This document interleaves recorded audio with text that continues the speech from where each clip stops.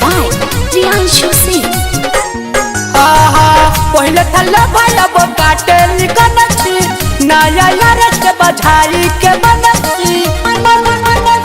पहले थल्ला भाई अब काटे निकनती नया यार से बधाई के मनती मरकट गई गरमैले दिया मरकट गई गरमैले दिया डिकोल्ड टोटल जहिया से घोटल अपन भाव बनैले दिया डिकोल्ड टोटल जहिया से घोटल अपन भाव बनैले दिया।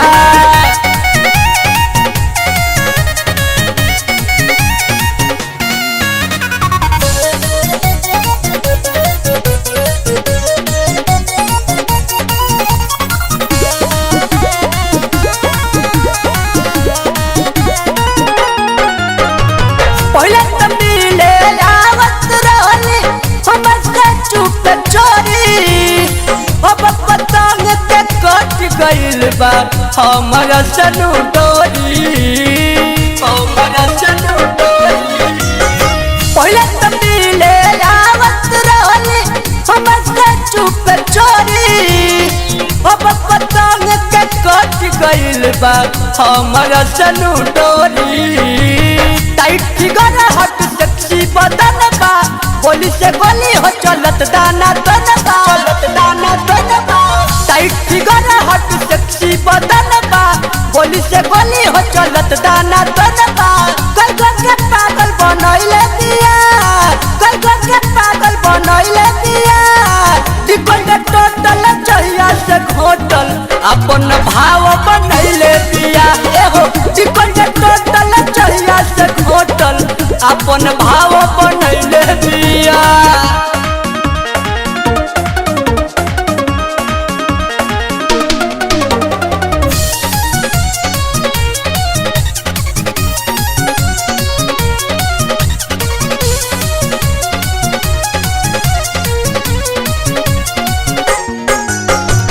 कुछ दिन पहले परम प्रेमी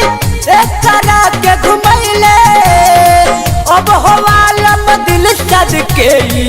रियल भर बनैले हो रियल भर बनैले कुछ दिन पहले पिंटू प्रेमी एक करा के घुमैले अब हवालम दिल सद के रियल भर बनैले हो ताजा ताजा रीनू देखावेल सुन हो ताही में प्रियांशु घुमेले रोजिन हो ताजा ताजा रीनू देखावेल सुन हो ताही में प्रियांशु घुमेले रोजिन हो सोनू कई भर मैले दिया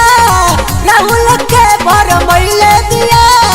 डिकोल्ड टोटल जहिया से घोटल अपन भाव बनैले दिया डिकोल्ड टोटल जहिया से घोटल अपन भाव बनैले दिया। पहले थल्ला भाई अब काटे निकनती नया यार से बधाई के बनती मरकट गई गरमैले दिया मरकट गई गरमैले दिया डिकोल्ड टोटल जहिया से घोटल अपन भाव बनैले दिया डिकोल्ड टोटल जहिया से घोटल अपन भाव बनैले दिया।